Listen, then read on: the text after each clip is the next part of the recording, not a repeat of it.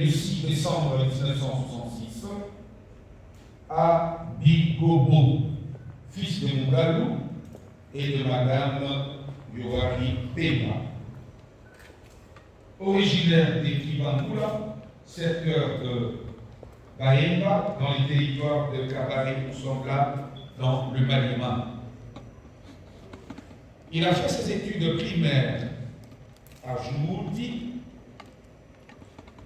à Lubunga, et l'école secondaire à l'Institut Sonwe Academy, où il a obtenu son certificat de fin d'études en 1980 et son diplôme d'État en pédagogie générale en 1989.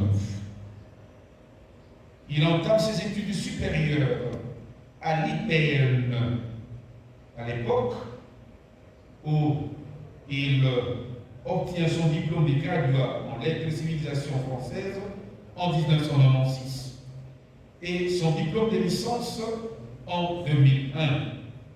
Et directement, il va s'inscrire à licence spéciale à la faculté de pédagogie et de didactique des disciplines, où il va décrocher son diplôme d'études approfondies en 2023.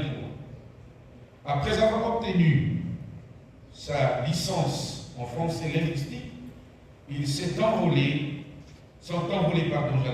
à Namibie, où il obtient un certificat en langue étrangère, et il a exercé les fonctions ci-après, assistant à l'Institut supérieur pédagogique de Kasongo, nommé assistant à l'Université de Kindu,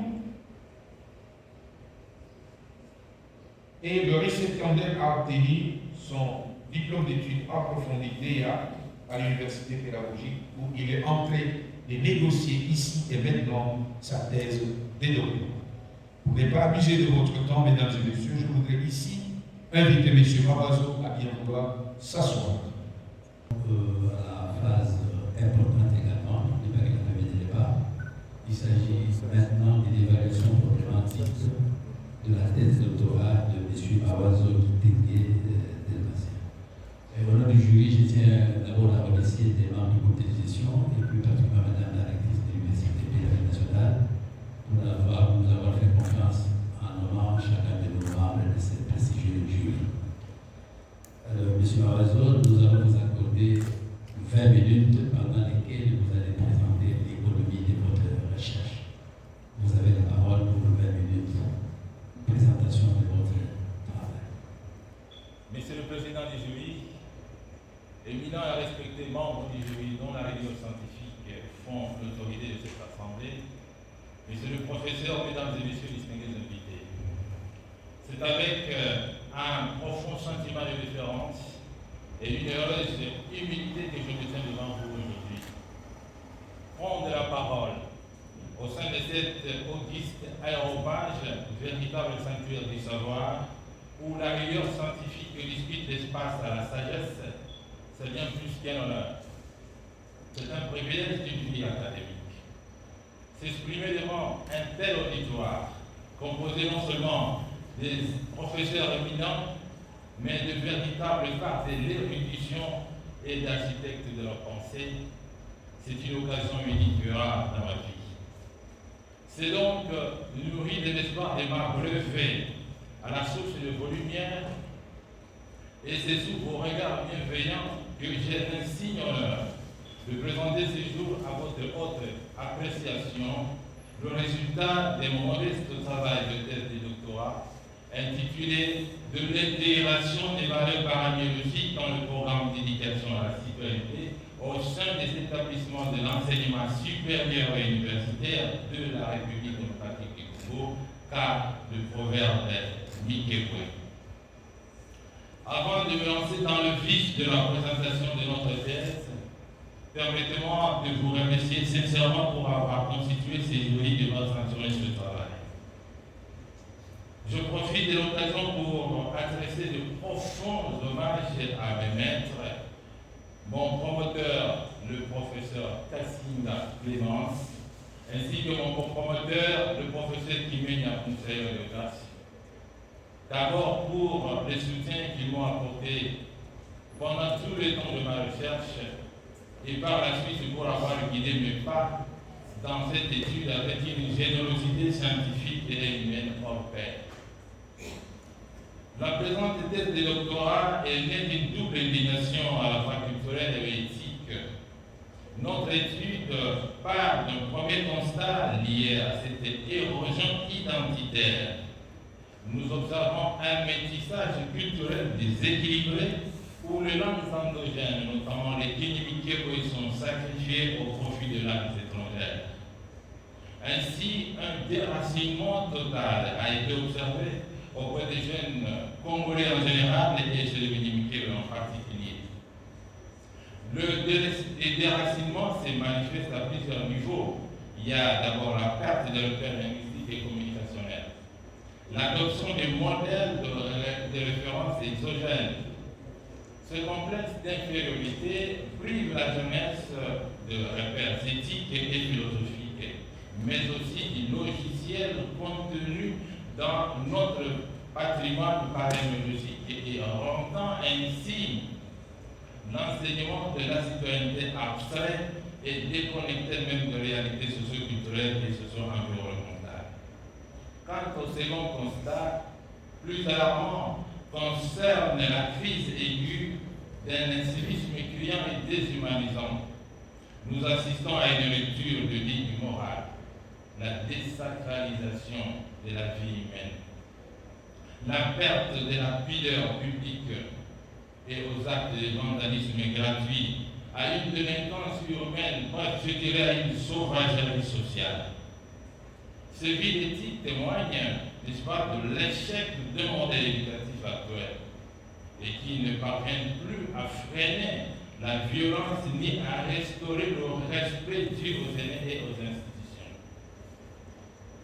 Face à ces doubles défis, l'aliénation culturelle d'une part et l'incivisme criant d'autre part, notre thèse propose une voie de sortie, l'intégration des valeurs parémiologiques. Nous soutenons que le proverbe de Mikéboué, par sa force mnémonique et sa charge éthique, peut agir comme un instrument de valeur réellement morale. En introduisant bien sûr la sagesse de nos ancêtres dans l'enseignement supérieur, nous visons à produire non seulement des diplômés, mais des citoyens pétris des valeurs de solidarité, d'éducation, d'amour, de pardon, d'humilité, d'entraide, de fraternité, de respect des aînés, etc. Car avec le métissage culturel dû à la colonisation, les Congolais en général et les Bénimkéoué en particulier sont en train de perdre leur culture.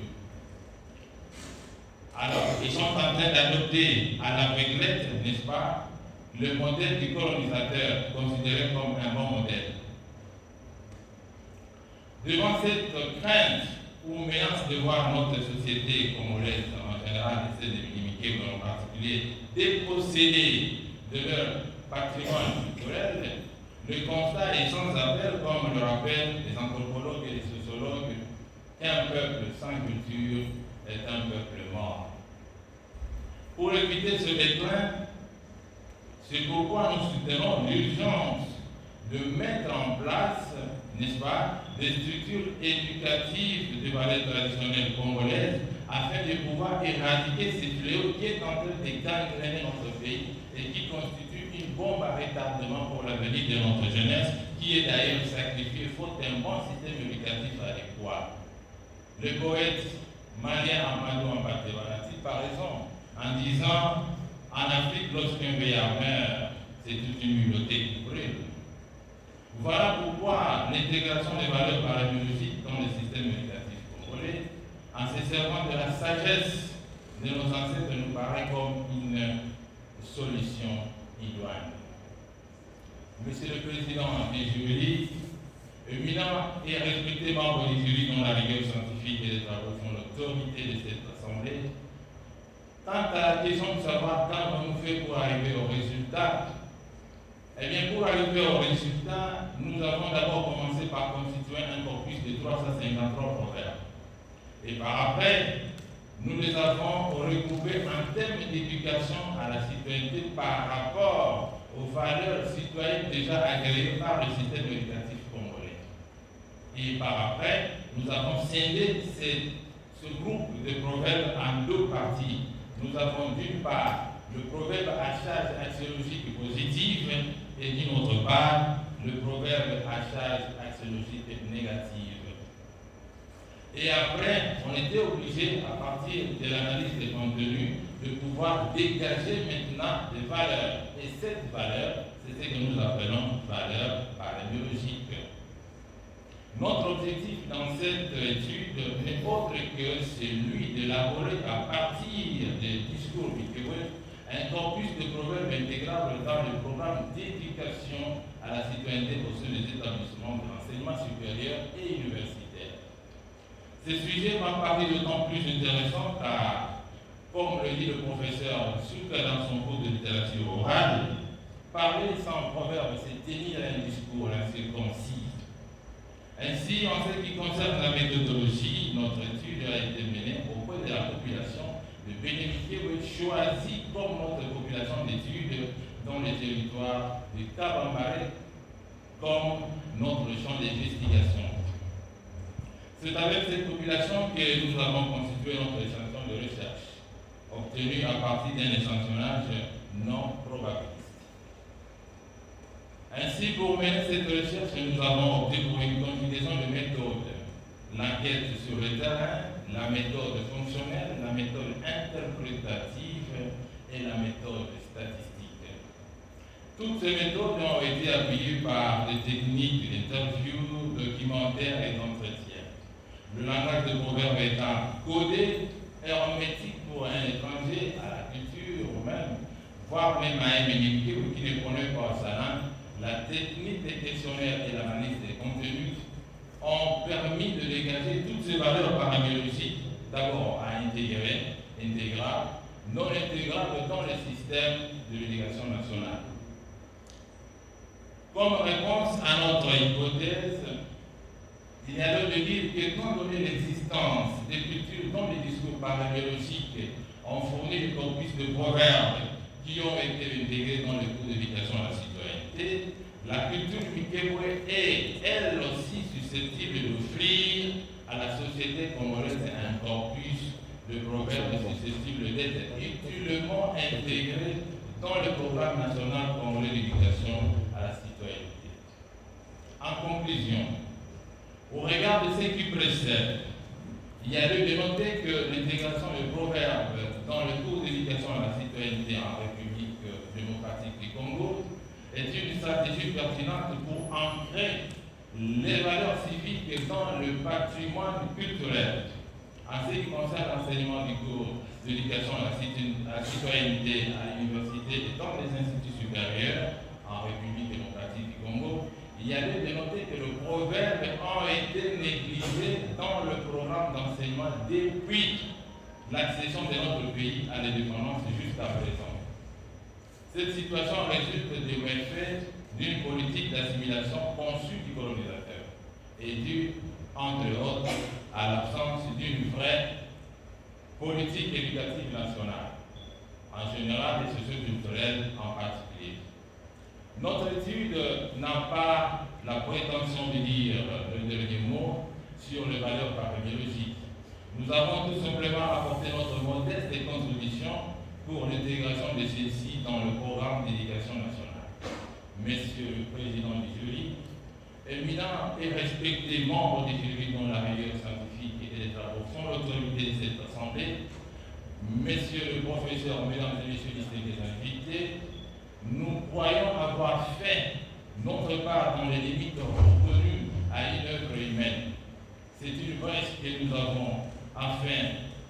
ouvrons afin que d'autres chercheurs puissent aussi apporter leur contribution.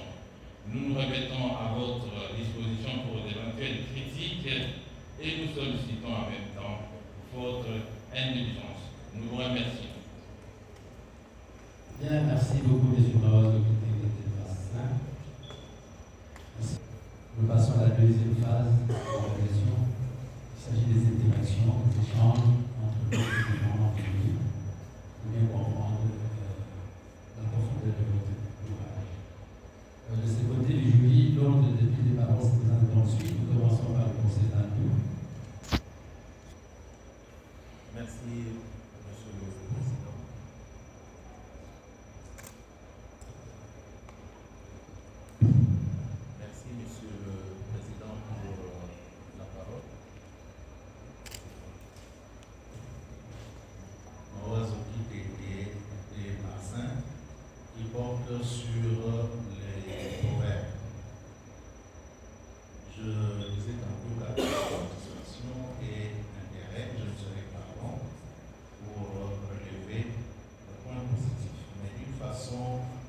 général, ce que j'ai retenu de cette thèse, c'est qu'il s'agit d'un projet. Et c'est un projet intéressant. Intéressant pourquoi? Parce que nous critiquons nos programmes comme tel, mais elle apporte tout de même un nouveau souffle. C'est comme ça que je pourrais dire, pour l'avoir situé dans une perspective de changement par l'intégration de proverbes comme matière d'enseignement que doit prendre en charge le cours d'éducation à la citoyenneté. Il s'agit là d'un point de vue notable. Il faut l'examiner comme tel, d'un point de vue notable, d'autant qu'il nous situe dans notre contexte en valorisant à la fois nos langues et nos cultures. Parce que là, il s'agit de Kwebe à la fois comme langue, à la fois comme culture. Et cette valorisation est intéressante parce qu'elle nous met à notre place et nous situe dans un contexte qui est le nôtre. Je pourrais dire que, je ne sais pas, je n'ai pas lu d'autres thèses dans ce sens-là, mais pour la vôtre, je pourrais dire qu'elle donne le ton. Et ce ton, il fallait le donner. Et la suivante. Quel lien établissez-vous entre proverbe et éducation à la citoyenneté? Parce que vous avez choisi comme cours et le cours d'éducation à la citoyenneté, où il faut intégrer les proverbes Mikebo. Alors maintenant, je voudrais savoir le lien que vous établissez entre le proverbe et le cours d'éducation à la citoyenneté. La deuxième question est la suivante. Pourquoi chercher à enseigner encore le proverbe de façon systématique alors qu'on y recourt déjà? On y recourt déjà dans certaines circonstances de la vie. On y recourt déjà dans certaines circonstances de la vie, parfois sous leurs formes apparentées, d'adage, de maxime, etc. Et dans le domaine musical, il y a à chaque fois presque création. On a entendu les musiciens créer dans leurs chansons de proverbes, des adages ou, comme je disais, toutes ces formes apparentées. Nous avons par exemple Okediliboso et Zaboko Mate, on a entendu ça. Nous entendons le Kouta Eya dans l'ascenseur, Vérité Eye, dans l'escalier Pékomi. On est toujours plus ou moins dans cette logique-là. Alors voilà le pourquoi de ma question. Pourquoi chercher alors à enseigner le proverbe de façon systématique? Alors la troisième question. Le proverbe constitue un genre littéraire que prend en charge la littérature orale africaine dans le contexte qui est le nôtre. Que prend en charge la littérature orale africaine qui s'enseigne en lettres et civilisation africaine. Pourquoi vous êtes orienté au département de pédagogie? De pédagogie, je crois que c'est ça, oui. Département de pédagogie, oui, département de pédagogie scolaire. Voilà les trois questions que je vous pose et je limite là. Tolérant d'accepter ce que les sages disent, à ce moment-là, on utilise un proverbe. Merci. Merci beaucoup. J'attendais que vous sortiez ce mot, la palabre. Parce que dans nos sociétés, c'est au sein de la palabre que tout se résout.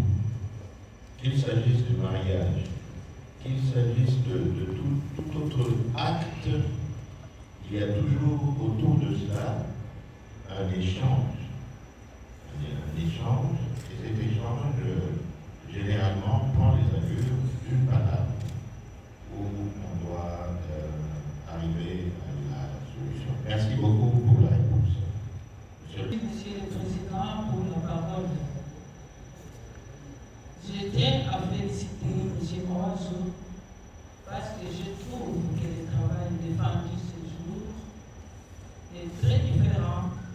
de celui qu'on a connu en privé. Il a tenu compte des remarques, observations, pour les autres. La première, vous me demandez, quel lien existe-t-il entre l'épigraphe et je vois au début de votre recherche ici, votre thèse,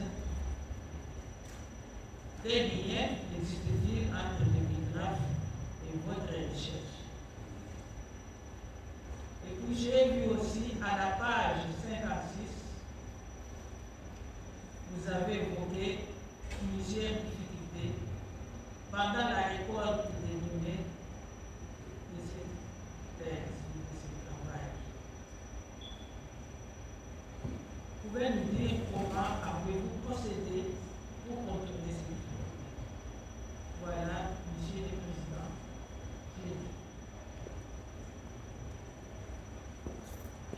Voilà, Madame la professeure a dit. L'épigraphe, c'est une phrase de Aimé Césaire qui dit « Un peuple sans mémoire est un peuple sans avenir. L'université, c'est une mémoire éclairée qui forge la conscience. » Cette phrase n'est pas une citation d'Aimé Césaire. Par contre, c'est une phrase tout simplement tirée dans un discours qu'il a tenu, si je ne me trompe pas, le 24 mars en 1968, là nous sommes en Martinique.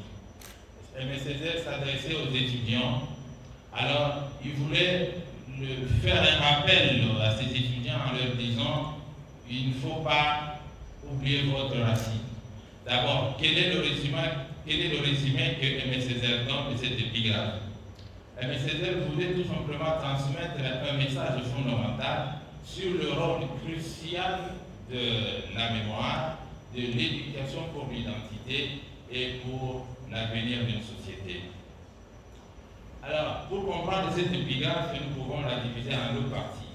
La première partie, c'est lorsque Aimé Césaire dit « Peuple sans mémoire, c'est un peuple sans avenir ».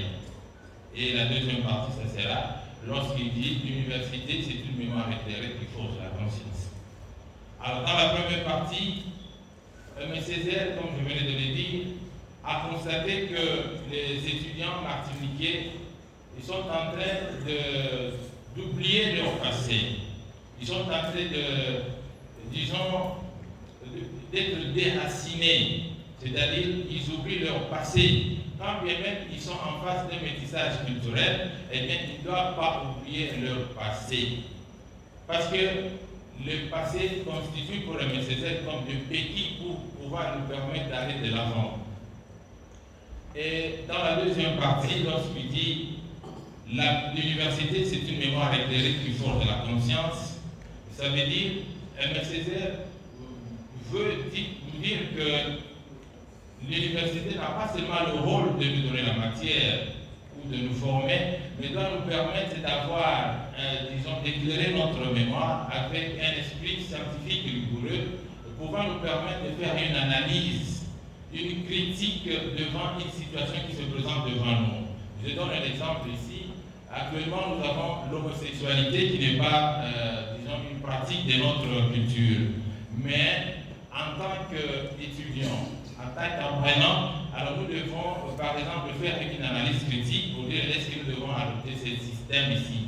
Est-ce que si nous adoptons l'homosexualité, ça va nous servir à quoi? Voilà ce que Aimé Césaire est en train de reprocher aux étudiants en disant il faut faire attention avec le métissage culturel. Tant bien même il y a des bonnes choses, mais il faut voir qu'est-ce que vous devez prendre et qu'est-ce que vous devez laisser. Là, ça me fait penser d'ailleurs même à ce que le président Mobutu avait dit, l'authenticité, en disant, eh bien, l'authenticité, c'est notre philosophie politique. Nous voulons être nous-mêmes et non pas ce que les autres voudraient que nous soyons. C'est-à-dire, par l'authenticité, Mobutu voudrait que nous puissions faire un pas en arrière en recourant à nos valeurs endogènes. Okay? Et non pas se laisser influencer par la culture étrangère. Alors, quel rapport y a-t-il? Eh bien, dans notre travail, nous sommes en train de faire un plaidoyer afin que nous puissions intégrer des valeurs paléologiques dans le système éducatif congolais, eh bien ce n'est pas différent de ce que M. Césaire est en train de prodiguer comme conseil aux autres, de ne pas oublier leurs valeurs endogènes, de ne pas oublier leur passé, de ne pas oublier leur tradition. La difficulté que nous avons trouvée comme état une difficulté majeure, c'est la difficulté d'ordre, je dirais, sémantique et linguistique. Lorsque nous sommes descendus sur le terrain, eh bien, nous avons constaté qu'il y avait un problème sérieux au niveau de métaphorique, la littéralité, mais il faut, disons, une interprétation ou un décodage s'il faut, et être aussi initié pour comprendre. Alors, nos sujets enquêtés avaient des problèmes.